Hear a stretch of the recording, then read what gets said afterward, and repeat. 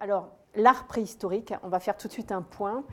Ça nous emmène très loin dans le passé, mais ça nous amène très proche aujourd'hui, puisque c'est les expressions graphiques de toutes les sociétés sans écriture. Donc, les sociétés subactuelles. On s'arrête là. Donc, vous voyez que c'est un terrain extrêmement vaste et que sur ce terrain très vaste, en 3/4 d'heure, il faut faire des choix. Donc, je suis, moi, paléolithicienne, comme on vient de vous le dire. Donc, je vais vous parler un peu de la grotte Chauvet, puisque j'imagine que tout le monde ne pourra pas venir ce soir. Donc, vous en aurez un petit bout quand même. Et puis, pour ceux qui peuvent venir ce soir, vous aurez le reste. Donc, effectivement, on a publié un ouvrage chez Citadel et Masneau qui s'appelle « L'art de la préhistoire », qui est justement un regard actualisé sur cet art, et notamment sur l'art rupestre. Alors, certes, Gilles Tosello, mais on est 21 auteurs. Il était hors de question que je fasse des synthèses sur l'Australie, l'Amérique du Sud, alors qu'on connaît les chercheurs qui travaillent sur le terrain en ce moment. Donc, c'est toujours mieux d'aller chercher auprès des gens qui sont sur le terrain les données dont on a besoin pour écrire cet ouvrage, et c'est exactement ce qu'on a fait. Donc, vous avez dans cet ouvrage de la donnée brute et actualisée, et c'est ce que je vais aussi vous présenter aujourd'hui. Il faut savoir que l'art rupestre, et ça depuis une vingtaine, on va dire 25 ans maintenant, quelque part ça va aussi avec le développement des nouvelles technologies de communication. Hein. On peut dire merci à Internet, parce que dès qu'il y a une découverte quelque part, ça fait tellement le buzz sur la toile qu'on le sait dans l'heure qui suit. Et ça a beaucoup changé notre regard. Chaque chercheur était un peu installé dans son domaine, je vais dire dans son territoire. Et il faut aujourd'hui, pour comprendre un peu ce que l'on fait au Paléolithique ou quand on étudie les aborigènes d'Australie, savoir ce qui se passe sur d'autres continents est toujours très intéressant, puisqu'il ne faut pas oublier, on va le voir tout de suite, on est face à la pensée d'Homo sapiens, c'est-à-dire de nous. Et comprendre la rupestre, c'est comprendre les organisations de ces sociétés du passé ou subactuelles.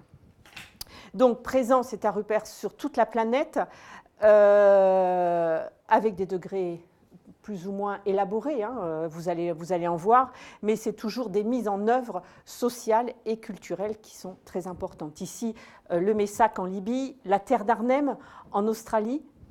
Donc, ça impacte des sociétés de chasseurs-cueilleurs-collecteurs et les premières sociétés d'agropasteurs, bien sûr, en fonction de la situation sur tel ou tel continent. Ici, on est en Afrique du Sud, l'Arsane, ou encore, voici le massif de l'Inédit, donc le Tchad, où on a, vous voyez, hein, des cavaliers. Donc là, on est en pleine proto-histoire, avec des scènes de guerre, des scènes très particulières, avec ces chevaux, dits chevaux volants. Voilà. Mais quand apparaît l'art rupestre, l'art au sens où on est face à des systèmes symboliques graphiques complexes. Quand on regarde un peu ce qui se passe et quand on a des datations, alors évidemment là c'est un peu petit, je ne sais pas si vous voyez, mais on va en reparler, on s'aperçoit que tout ce qui est manifestation graphique complexe suit le cheminement et on va dire le développement territorial d'Homo sapiens sapiens. Et pour comprendre ce qui se passe, on va aller en Europe et on va regarder la charnière des moins 50 000, moins 40 000 ans, où chez nous, en Europe, on a deux genres humains qui sont présents.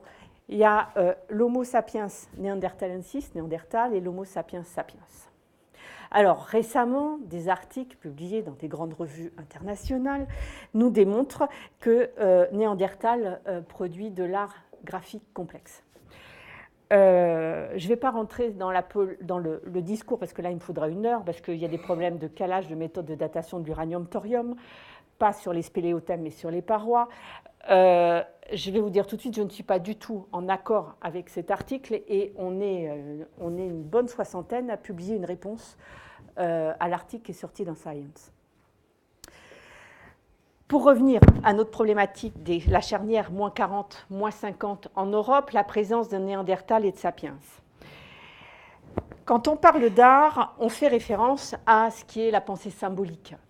Il faut savoir que la pensée symbolique, elle existe depuis très longtemps.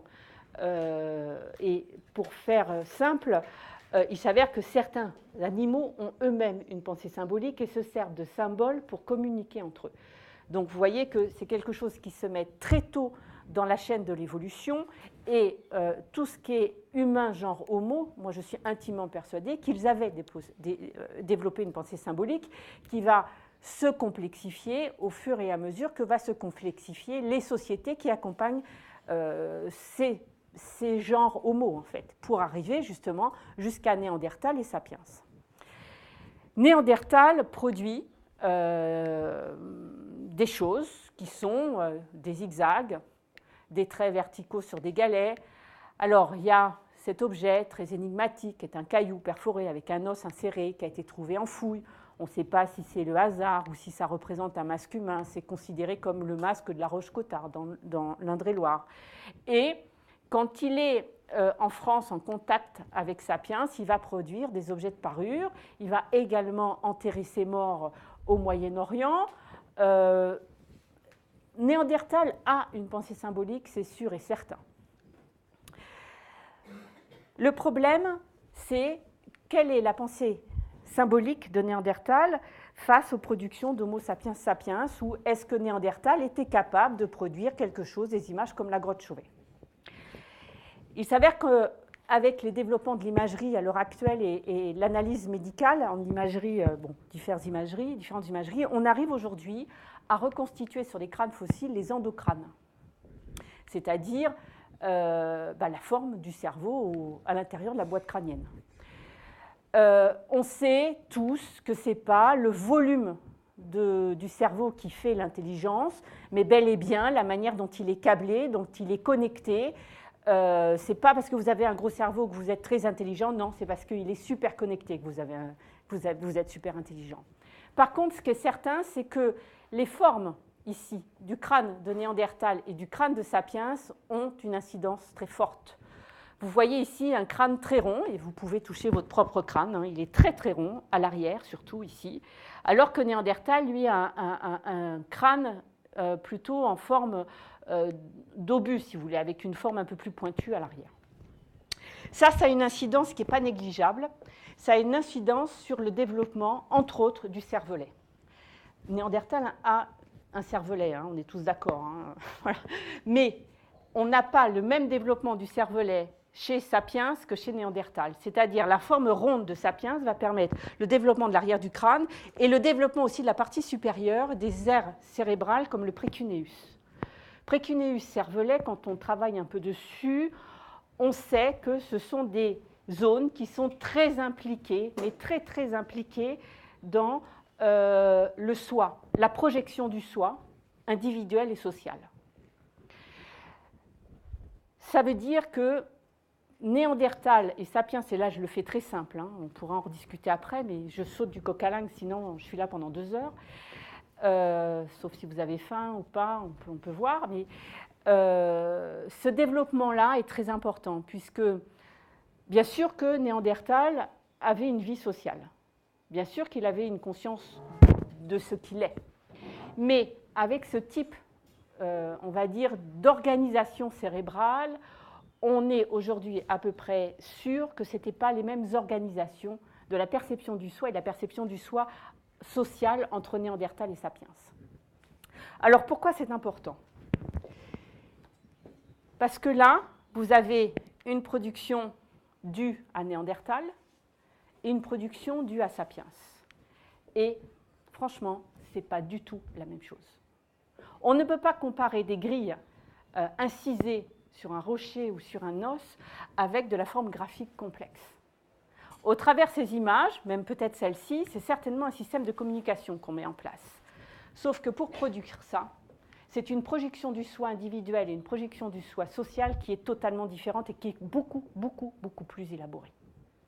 Ça veut dire que l'organisation sociale qui demande ça, c'est une évolution cognitive importante qui est accompagnée par une évolution sociale de communication qui est extraordinaire. Et la différence entre Néandertal et Sapiens, elle est là.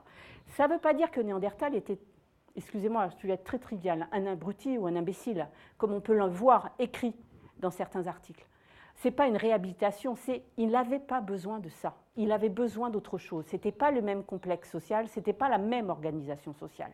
Et donc, il n'avait pas besoin de produire ça. Mais ça ne veut pas dire qu'il n'y avait pas quelque chose d'organisé derrière. On connaît les habitats de Sapiens, on connaît les habitats de Néandertal, on voit les différences.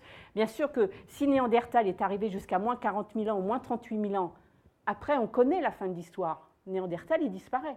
Nous, on est toujours là.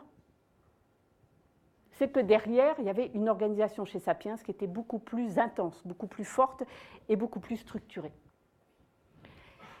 Ça serait en fait une conférence à part entière, ce que je viens de vous expliquer, mais on ne peut pas parler d'art préhistorique sans commencer par ça. Excusez-moi, j'ai juste une petite question rapide. Quand vous dites moins 38 000 ans, par exemple, c'est moins à partir de maintenant? Oui, on va dire à partir du présent. Oui, maintenant, voilà. Donc on ne peut pas commencer à parler d'art sans parler de ça, puisque on va se rendre compte, voici l'Eurasie, l'Afrique, l'Australie, les Amériques, et on voit bien que les premières manifestations graphiques complexes, elles arrivent là, c'est-à-dire au moins 36 000 ans, c'est-à-dire aux dates à l'heure actuelle de la grotte Chauvet en Europe. Reste le continent, l'Australie, où on a des dates très anciennes, notamment sur un site ici, du moins qui est en Indonésie. Il est certain que les prochaines datations australiennes, le jour où ils arriveront à dater de l'art pariétal, on aura des dates très anciennes, puisque les premiers sapiens sont arrivés aux alentours de moins 50 000 en Australie, c'est à peu près à la même période qu'en Europe. Pour le moment, c'est qu'on n'a pas de datation directe des sites australiens. Ils ont des sites anciens, mais l'art pariétal n'est pas daté.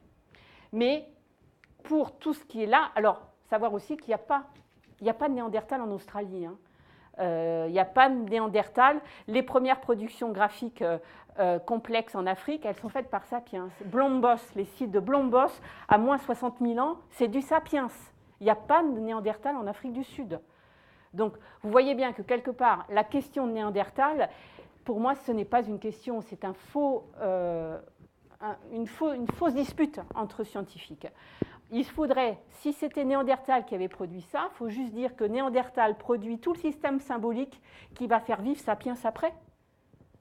C'est juste une théorie qui est archéologiquement et ethnographiquement invivable. C'est juste pas possible, ça ne peut pas fonctionner.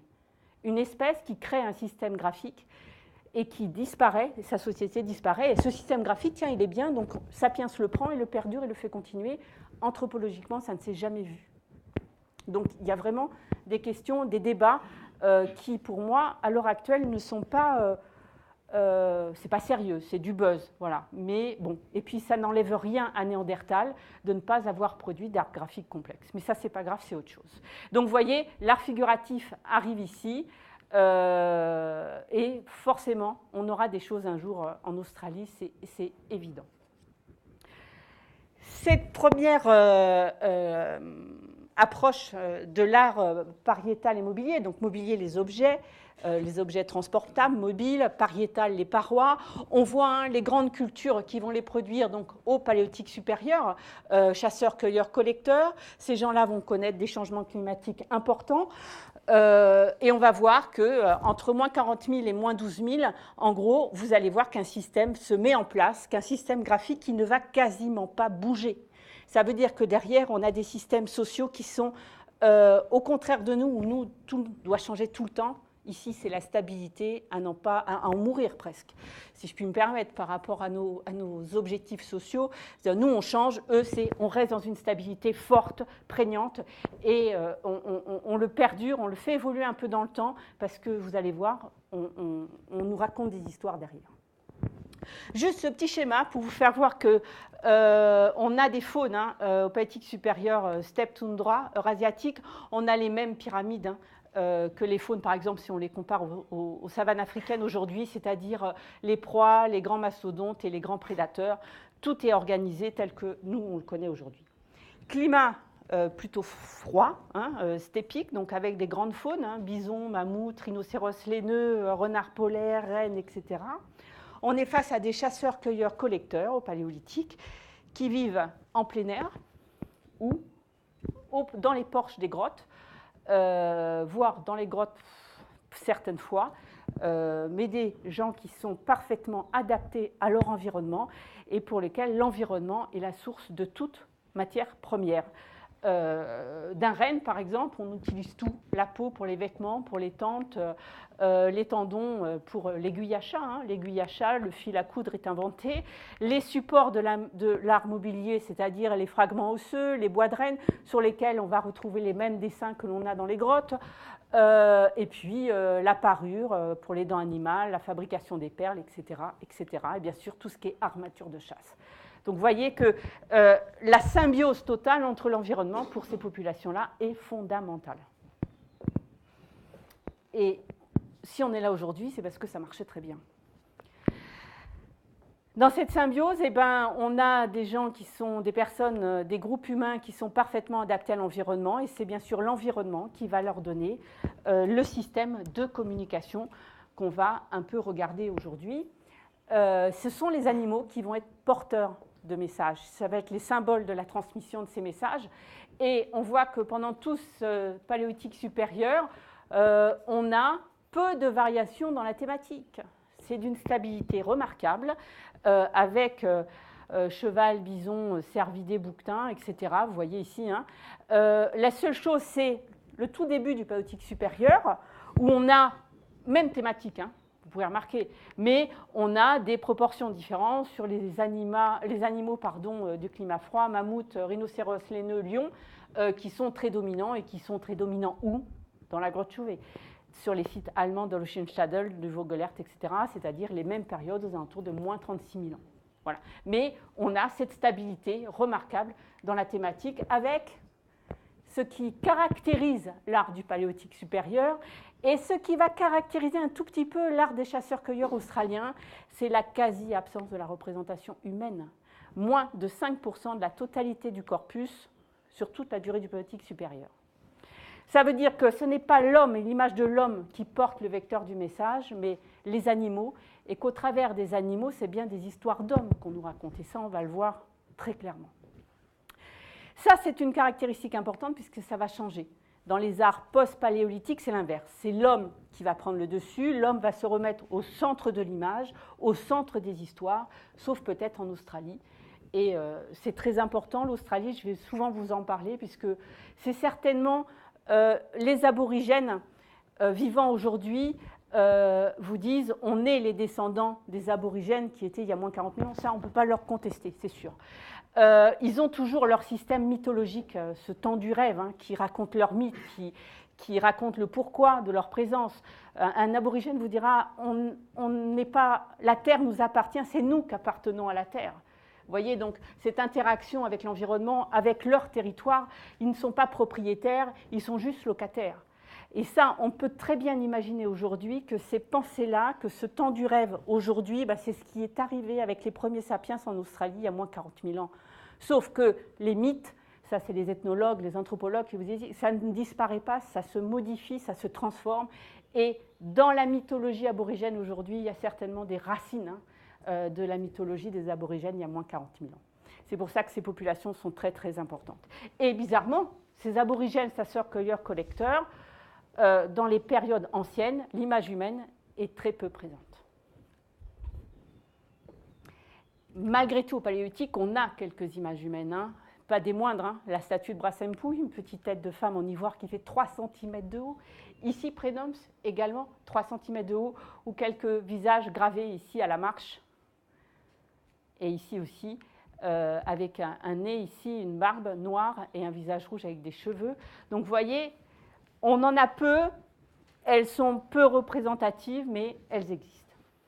Bien sûr, les grottes ornées au paléolithique, ici vous êtes dans la grotte Cosquer, grotte Cosquer qui est destinée à disparaître, puisqu'avec la montée des eaux, à l'heure actuelle, les eaux commencent à effacer les chevaux noirs que vous voyez dans le fond ici, et en plus ajouté à des micro-tremblements de terre, cette grotte, on l'a découvert en 99, 2000, elle aura certainement disparu d'ici dans 60 ans, et il y a un gros programme de scan fait par le ministère de la Culture pour essayer de préserver, d'avoir des données pour éviter trop la perte d'informations. Enfin, la grotte, du moins la plus à l'ouest, on est dans l'Oural, à l'est, pardon, on est dans l'Oural, c'est la grotte de Kapova. des grands panneaux, des dessins rouges, un petit peu de traitement d'image et vous allez voir les choses qui ressortent un peu mieux. Et qu'est-ce qu'on retrouve ici, même à l'est, hein, des chevaux, des mammouths, des rhinocéros. Récemment, ils ont trouvé un dromadaire, ce qui est normal puisque cet animal était en liberté dans ces régions-là à cette époque-là. Donc vous voyez qu'on a hein, ici les mêmes thématiques que l'on a à l'ouest. On s'est aperçu aussi, on le savait déjà un peu, mais la découverte de Fauchecoa a fini par nous faire voir aussi que les paléolithiques ont aussi investi l'art de plein air. On pense aux grottes, bien sûr, mais ces rochers, le long du Coa, en fait, eh ben, ils sont également gravés. Ici, vous avez un très, très beau bouquetin. Voilà. Alors, il est vrai que le plein air n'est pas une tradition forte pour les gens du Paléolithique. Il existe à Fauchecoa, il existe sur le plateau central de l'Espagne, à Domingo Garcia, mais on va voir aussi que ces traditions-là, elles vont perdurer puisque l'art post-glaciaire, il est principalement un art de plein air. L'art mobilier, l'art des objets, bien sûr. Hein. Vous voyez hein, ces petits objets en bois de renne, en os ou des perles en ivoire. Hein. Vous voyez, ils mettent autant de talents graphiques au service de la sculpture que de la gravure ou que de la peinture. Hein. Cette petite tête qui vient du site du Mas d'Asile, en Ariège, une petite tête de cheval qui fait 3 cm de long. Et vous voyez hein, tout le côté expressionniste et la beauté graphique de ces objets. L'étude de ces objets d'art mobilier est très intéressante puisqu'elle nous renseigne sur la circulation de ces populations. Alors, des populations, soit ce sont les objets qui circulent, soit ce sont les hommes, mais quand on mixe ça avec le pariétal, on sait que là, pour les parois, ce ne sont pas les parois qui circulent, mais bien les idées qui risquent de circuler avec les hommes et les femmes. Donc, on arrive à reconstruire hein, les circulations, les liens entre les groupes sociaux. Et pour ces petits objets qu'on appelle des contours découpés, qui sont fabriqués dans les oioïdes des grands herbivores, c'est un os qui tient la langue, hein, qui a une forme un peu, faut le prolonger un peu comme ça vers l'avant, et on le coupe ici, et il crée ces petites têtes animales. Et on voit bien qu'on a des zones de production très fortes dans les Pyrénées centrales, notamment en Ariège, qui vont diffuser, bien sûr, à quelques exemplaires, d'une part vers les Asturies, la Cantabrie, les Asturies, et remonter à 2 exemplaires vers le nord, donc la Dordogne. Et un tout petit peu plus haut, on voit ces circulations sont associées à ces petits objets, des rondelles en os, faits sur les omoplates des grands herbivores et avec également, je ne l'ai pas mis là, des grands signes pariétaux qu'on appelle des tectiformes. Donc on voit bien les relations sociales entre ces groupes. On circule, ça veut dire que le message que portent ces images ou que portent certaines figures pariétales sont comprises, au moins réinterprétées par ces populations. Ça veut dire aussi une chose, et ça on l'oublie parce qu'on n'en a aucune trace, que ces populations se comprenaient. Parce que ça veut dire que là, il y a des langages, qu'il y a la langue qui accompagne tout ça. Même s'il y a des différences dans les dialectes, au moins ces populations se comprenaient. Juste un autre exemple, les animaux à tête retournée. Vous voyez ici hein, ces propulseurs au fond à l'oiseau, très caractéristiques de 2 sites qui sont le Mas d'Asile et Bédéiac. Hein. Vous voyez, on dirait qu'ils ont été faits par la même personne. On n'en a aucune preuve, mais c'est très, très étonnant. On a, sur une lame d'os, sur un site qui s'appelle la Garma, en Cantabrie, justement, cette même thématique de faon à tête retournée sur la lame d'os recto-verso. Donc, on voit bien que les idées circulent et qu'elles sont même transformées puisqu'elles peuvent changer de support. Qu'est-ce que nous apprend la grotte Chauvet, justement, sur ces premiers artistes ? Et la thématique de la grotte Chauvet va nous permettre aussi de basculer vers la rupestre post-glaciaire. Et vous allez voir que, malgré tout, on a un fil conducteur commun dans tout ça. Alors, évidemment, la grotte Chauvet, les datations, on est à moins 36 calbp pour les parois, bien sûr. On a 2 grandes périodes, des dates aurignaciennes qui sont liées à tous les dessins noirs. On n'a pas de dessin noir daté de période gravétienne, donc datation par le C14. On a des mouchages de torches datés de la période gravétienne, et on a surtout une fermeture du porche aux alentours de moins 20 000 qui empêche toute autre pénétration humaine dans la cavité. Donc, on a vraiment une fermeture définitive. Voilà ce qu'on trouve à moins 36 cal BP. Donc, je ne vais pas rentrer dans les détails de ces panneaux-là tout de suite. On va détailler plutôt le fond pour autre chose. Mais vous voyez qu'on est face à des qualités graphiques, structurales, de composition qui sont étonnantes. Ça veut dire qu'à moins 36 cal BP, en fait, il n'y a pas un apprentissage de l'art. Tout est déjà acquis. Ça veut dire qu'on n'apprend pas l'art. C'est intrinsèque à Homo sapiens. C'est un système de communication et ça, c'est la même période que certaines autres figures en ivoire qu'on va trouver en Allemagne. Donc vous voyez qu'il n'y a pas d'évolution de l'art au sens où on part d'un système balbutiant où on va faire des petits traits pour arriver à une apogée. Ça n'existe pas.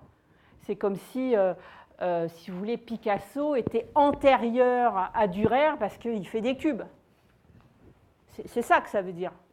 Donc vous imaginez que cette vision-là de l'évolution de l'art, c'est juste aujourd'hui plus admissible. On va s'intéresser quelque peu à la salle du fond. Cette salle du fond, extrêmement spectaculaire, et notamment ce panneau, ces lions ici et ces bisons. Alors pour essayer d'illustrer le propos, j'ai demandé à mon collègue Gilles Tosello de nous faire des petits schémas. Donc vous voyez, on va schématiser ce petit panneau pour essayer de comprendre ce qui se passe. Sur ce panneau, on a un petit cadrage, un cadrage très intéressant, qui sont deux lignes horizontales qui vont vous donner le cadrage en haut, supérieur et inférieur de la fresque, et deux cadrages naturels qui sont des arêtes, ici, qui vous donnent, qui orientent votre regard et qui vous donnent les limites spatiales de votre regard. Quand on analyse ces images, on s'aperçoit que les têtes de lion que vous avez ici, avec deux yeux sur la même face, sont orientées sur des lignes horizontales, alors que nos petites têtes de bison que vous avez là, elles sont orientées sur des lignes verticales. Dans l'analyse spatiale et l'analyse, on va dire, de l'art, comment on perçoit la forme graphique, on a un système, votre cerveau va analyser ça très simplement. L'horizontalité va vous donner la dynamique du mouvement, puisque vous avez une projection vers la gauche avec des pattes tendues, alors que la verticalité va vous donner quelque chose de beaucoup plus statique. Et surtout, va vous donner deux ordres géographiques qui sont opposés. C'est exactement ce qui est voulu par les artistes qui ont réalisé ces fresques, c'est-à-dire une dynamique des lions qui se jettent sur un troupeau de bisons. Quand on regarde les bisons et qu'on connaît leur éthologie, on s'aperçoit qu'en plus de ça, nos petits paléolithiques, ils ont fait des dessins, mais ils ne les ont pas placés n'importe comment, ces bisons. On a un comportement éthologique qui est marqué ici. Le bison, quand il fuit, a une sale habitude que les chasseurs ont pris en compte et se méfient également. Ils partent d'un côté et tout d'un coup, ils changent de direction pour essayer justement comment dirais-je, d'échapper aux prédateurs. Et c'est exactement ce qu'on a là. Vous avez des bisons qui fuient là, et ici, sur l'arête qui fait le cadrage, vous avez des têtes de bisons vues de face. C'est-à-dire qu'ici, vous avez les petits yeux, les cornes, le chignon, le front et la tête. Les cornes, les yeux, etc., qui s'allongent ici, le long de cette arête. Et à partir du moment où vous faites ça, dans la psychologie de la forme et la perception de l'image, quand vous êtes spectateur face à ce volume-là, l'artiste fait pénétrer le spectateur à l'intérieur de l'histoire, et le bison, en fait, quand vous êtes dans la grotte, il vient directement vers vous. Ça veut dire que le spectateur n'est plus spectateur, il devient acteur, puisque les bisons se dirigent vers nous. C'est exactement ce qui se passe ici. On a essayé de vous le matérialiser. On regarde les félins qui fondent sur les bisons et les bisons qui fondent sur le spectateur. Ça veut dire qu'on devient acteur de cette scène. on nous raconte une histoire. Je ne sais pas si vous l'apercevez, mais en tous les cas, on a ici un système narratif qui nous raconte une scène de chasse. Des grands prédateurs qui fondent sur une proie, un gibier, des herbivores. Ce qui est dans la logique de la nature, c'est-à-dire ce sont les prédateurs qui vont manger les herbivores et pas l'inverse. Ça, c'est sûr. En face de ce panneau, qui est ici, bien cadré, on a ce pendant rocheux. Ce pendant rocheux, ici, vous l'avez là, ça c'est un modèle 3D, hein, puisqu'on ne peut pas accéder au panneau de la grotte, puisqu'on ne peut pas marcher sur les sols. Il est exactement en face de la Seine. Et sur ce pendant rocheux, voilà, alors, voilà, on a ça. On a un bassin féminin avec 2 jambes, un triangle vulvaire, la vulve marquée, associé à un bison, à un félin. Et ici, vous avez un mammouth et un ovibos. Ça, c'est le fait archéologique. Maintenant, on va passer dans l'interprétation. Sans faire de la psychologie de bazar, il n'existe pas des sociétés sans écriture qui n'aient pas de mythe. Ça n'existe pas, il n'y en a pas. Pourquoi ? Le mythe va organiser ces sociétés. Le mythe explique le passé, organise le présent et organisera le futur. C'est comme ça que ça se passe. Il organise les grands thèmes, pourquoi on est présent, pourquoi on meurt, pourquoi on vit. Les relations sociales sont organisées par les mythes. Et ça, je vous renvoie à toute la littérature anthropologique qui existe sur le sujet. Lévi-Strauss, Godelier, on peut aller voir aussi la littérature américaine, etc. Vous retomberez toujours sur les mêmes, ce n'est pas les mêmes mythes, mais sur les mêmes organisations mythologiques qui organisent ces sociétés. Il est difficile d'imaginer les sociétés paléolithiques qui dérogent à ça. Et il est vrai que quand on voit ça, on a vraiment l'impression qu'on nous raconte une histoire. Et qu'au travers ces images-là, c'est une histoire d'homme qu'on nous raconte. Surtout quand vous avez ça en face. Pour être très simple, le pourquoi on vit, pourquoi on meurt. Ici, vous avez une mise à mort et ici, vous avez les éléments de la vie, du bassin féminin et de la naissance. La figure de Chauvet, ici, ce bassin féminin, alors pourquoi je vous dis ça ? Parce que dans l'art paléolithique, vous avez ça. C'est-à-dire que ces bassins féminins, ils sont présents dès le début de l'art, et notamment cette petite statuette ici qui fait 5 cm de haut, hein, en ivoire, avec des seins très volumineux, la vulve très marquée. Elle a été trouvée en 2005 à Hohlefeld. Hohlefeld, c'est site allemand où on a toutes ces statuettes en ivoire, et elle est datée de la date. C'est moins 35 000 ans, donc on est dans le même cadre chronoculturel que la grotte Chauvet. Ça veut dire qu'on a des sociétés entre 35 et moins 22 000 qui se représentent la femme comme ça. Je vous ai dit, hein, la figure humaine, moins de 5% du corpus. C'est quand même moins de 5% au corpus, et au milieu de la salle du fond de Chauvet, on a un bassin féminin. C'est pas anodin. Vous voyez ce que je veux dire ? Notre problème à nous, c'est qu'on a que nos analyses de structuration de l'espace, de structuration des panneaux pour pouvoir aller plus loin dans l'interprétation, puisqu'on n'a plus les locuteurs, parce qu'on n'a pas de données, ça ne se conserve pas archéologiquement. Donc on fait des constats et on voit qu'on a des sociétés qui sont basées sur principalement l'image du corps de la femme qui est très représentée, entre guillemets, quand il est présent. On voit bien aussi qu'à moins 12 000 ans, à la fin du Paléolithique supérieur, vous voyez, on a ces corps de femmes très, très stylisés. On voit bien que quelque chose, on est à la fin d'autre chose. Donc vous voyez qu'on est face à ces représentations. On nous raconte des histoires qui sont certainement mythologiques. Et juste un exemple pour finir sur le Paléolithique, moins 14 000 ans, un site qui s'appelle Angle-sur-l'Anglin. Moins 14 000 ans, on est moins 36 000 ans, la grotte Chauvet. Il y a plus de temps qui sépare Angle-sur-l'Anglin et la grotte de Lascaux que Lascaux et Chauvet. Vous voyez ce que je veux dire, pardon, et que Lascaux et nous. Attendez, je me suis emmêlée, je recommence. Il y a plus de temps qui sépare Lascaux et Chauvet que Lascaux et nous. Je ne sais pas si vous voyez ce que ça veut dire. Donc, s'insère là-dedans à moins 14 000 angles sur l'Anglin. Et qu'est-ce qu'on a, angles sur l'Anglin? Des corps féminins, des corps de femmes avec les vulves marquées, ici, ici. Associés à quoi? Associés à des bisons et à une tête de félin. Donc, vous voyez que les mythes, ils existent, ils sont là, on ne saura jamais les interpréter totalement, mais on a des images qui perdurent. Un mythe, ça ne disparaît pas, ça se transforme, ça évolue. Et il est certain que ce qui a généré les images d'angle sur l'Anglin n'est pas totalement pareil que ce qui a généré les images de Chauvet, mais on est dans une même familiarité mythologique.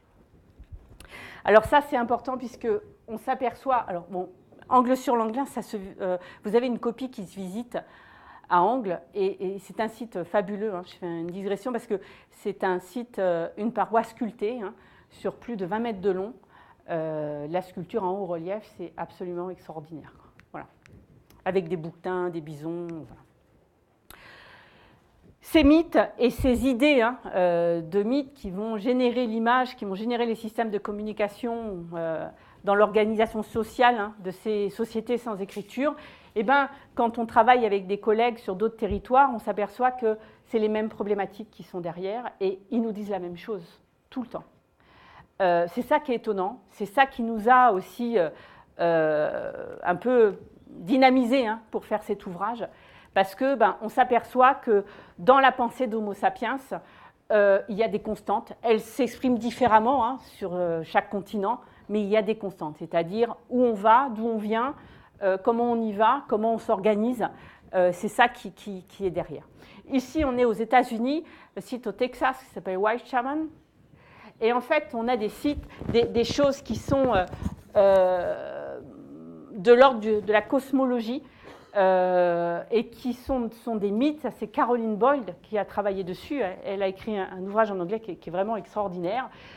Où en fait, je ne vais pas rentrer dans le détail des mythes, mais des mythes liés à la cosmologie qui vont perdurer et qu'elle l'a retrouvé dans les sociétés mayas.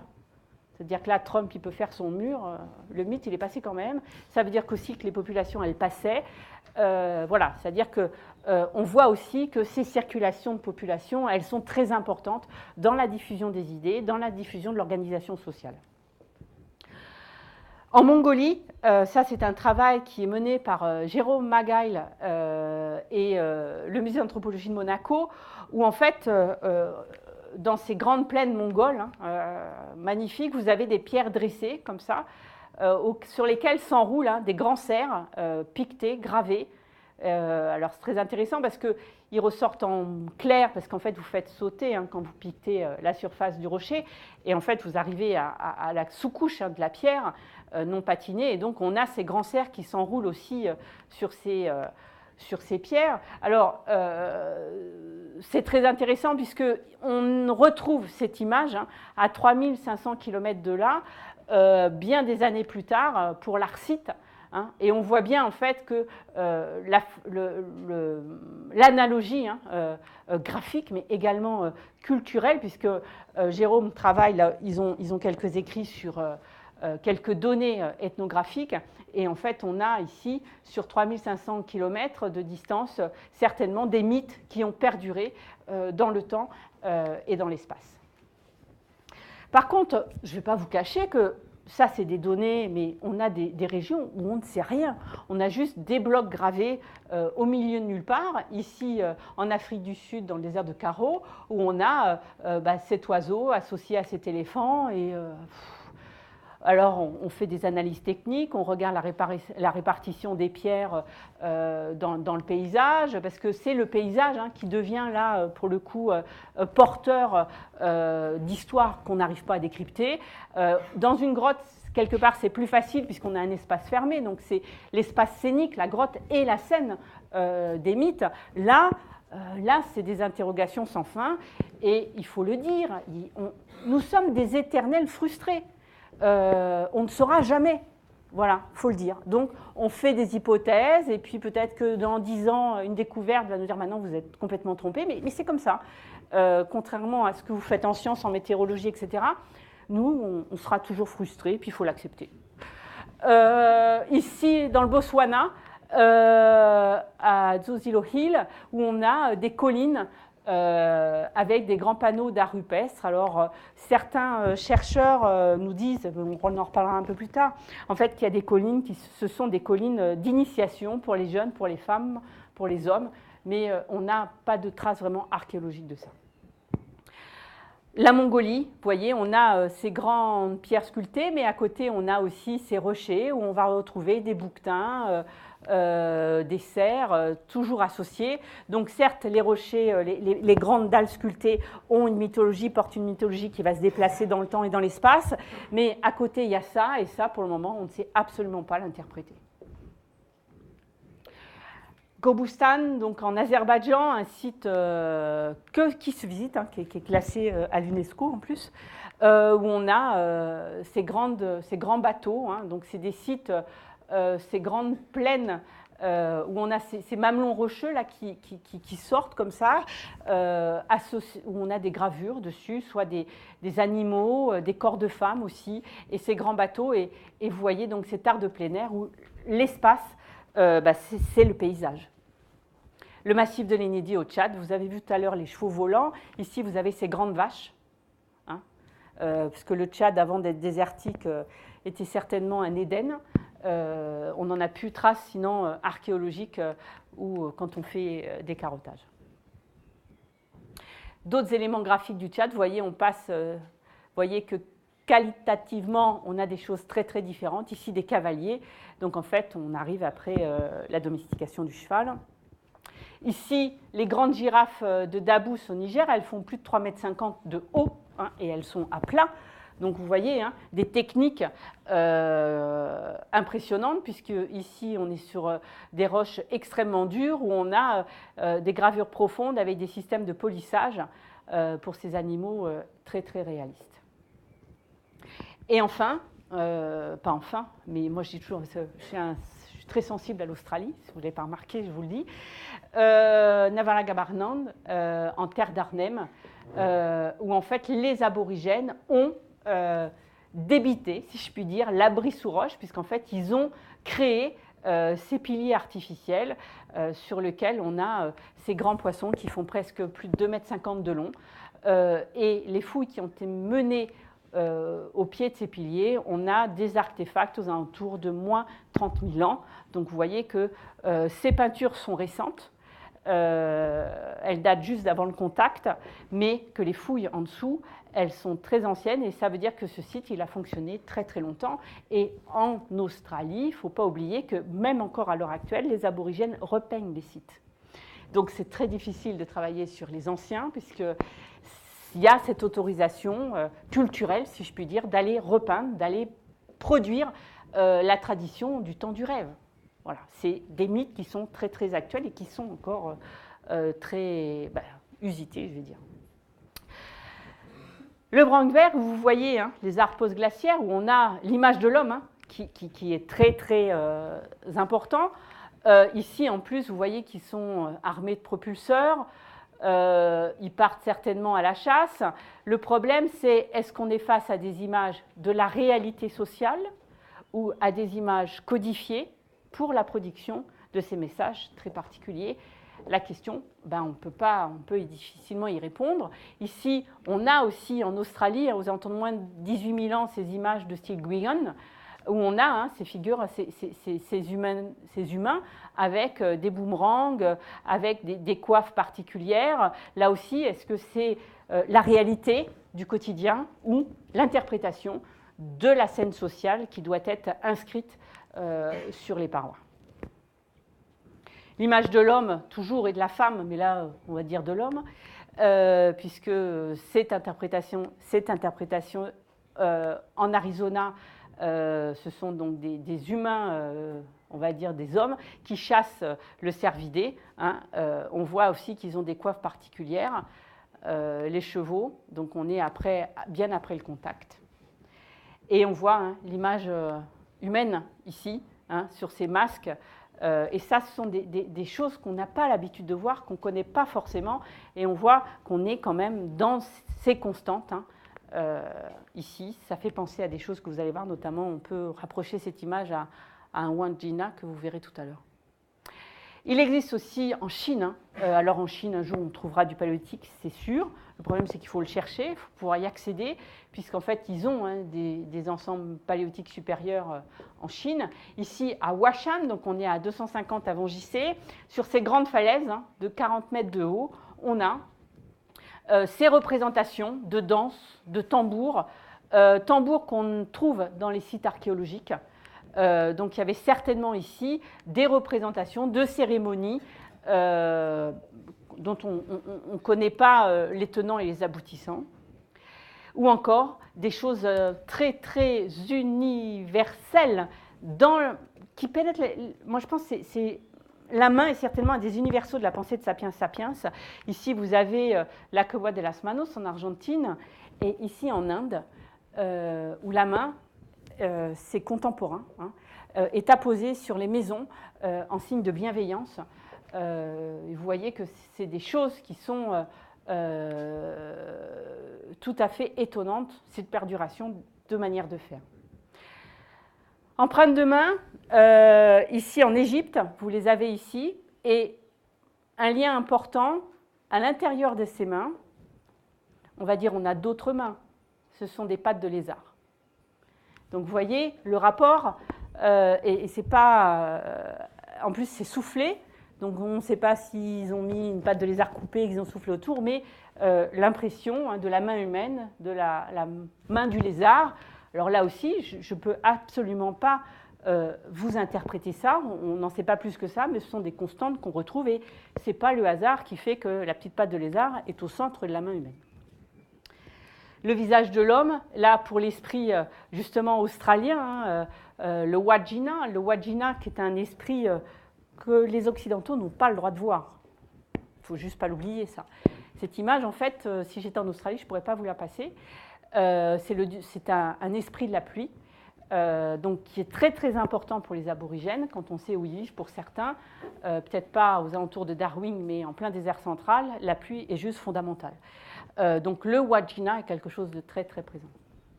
Et il a une forme humaine, il prend une forme humaine.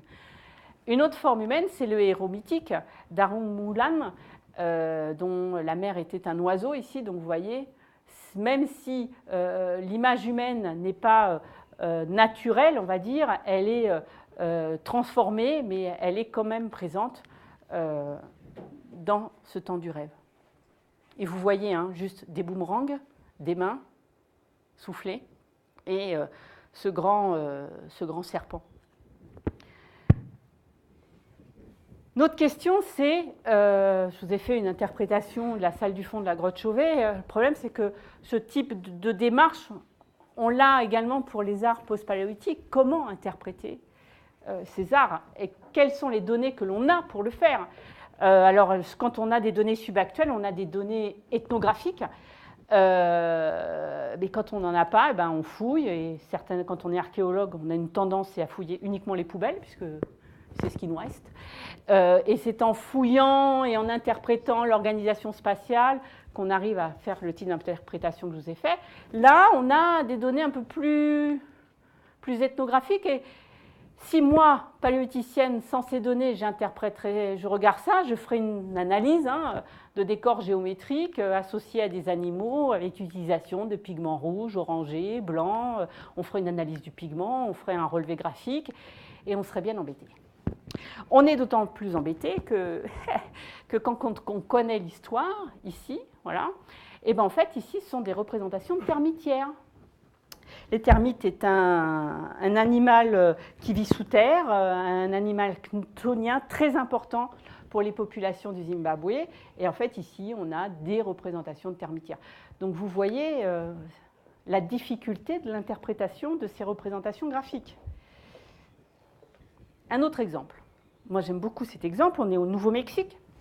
Là aussi, on va décrire ces lignes en zigzag, un peu arrondies, soit de traits, soit pleines, ou encore ici, bien sûr, ces trésilles, on appellerait ça, donc ce décor en résille au Nouveau-Mexique. Bon, on va s'arrêter là. Les collègues qui travaillent avec les populations indiennes qui sont autour de ces sites, en fait, là aussi, c'est une représentation du dessin, des dessins que l'on trouve sur les serpents à sonnettes. Serpent à sonnette, animal très fort pour ces populations indiennes, puisque c'est la force, c'est le danger. Et donc, on a ici des représentations de serpents à sonnette. Donc, vous voyez que c'est très, très important de connaître les contextes socio-culturels qui ont produit ces images. Ici, toujours en Californie, là, je peux vous décrire des rouelles, des formes en forme de soleil, etc. On n'ira pas plus loin, puisqu'on n'a plus de données ethno-archéologiques qui ont produit ces dessins. D'autres exemples, toujours dans le désert du Karoo, je vous ai là, ce rocher ici, très, très poli, avec ce point qui est toujours, dès qu'il pleut, rempli d'eau, et à côté, on a une espèce de petite outarde. Là, il est très difficile de ne pas faire le lien entre l'oiseau et l'eau, mais on s'arrêtera là aussi. Donc, vous voyez, ces interprétations. Et dans le Botswana, cette fameuse colline, où on a, soi-disant, des sites d'initiation pour les hommes, les femmes et les enfants. On a aussi sur ces collines, sur ces mêmes sites, et bien ici des dessins très anciens et ici un dessin extrêmement récent. Donc on voit aussi que même si le texte, je puis dire, a disparu, l'utilisation du site est encore présente aujourd'hui.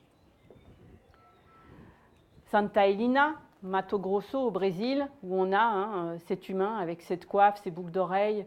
Est-ce que c'est un orang? Est-ce que c'est un dieu? Est-ce que, voilà, là aussi, l'interprétation restera avec un gros point d'interrogation. Et le plus gros point d'interrogation, c'est quand même au Chili, les géoglyphes qui font des centaines de mètres de haut. Et on n'a aucune donnée interprétative archéologique pour même comprendre les populations qui sont autour. Donc vous voyez qu'il reste beaucoup, beaucoup de travail sur la planète. Je vous ai donné un exemple du Paléolithique supérieur, c'est facile, mais si on veut faire de la rupestre, si on veut étudier ces sociétés subactuelles ou du passé, il y a vraiment énormément de choses à faire. Il faut toujours aller chercher de l'avant, chercher des méthodologies qui nous permettent d'aller plus loin dans l'interprétation, d'aller plus loin dans la donnée technique, dans la donnée de réalisation.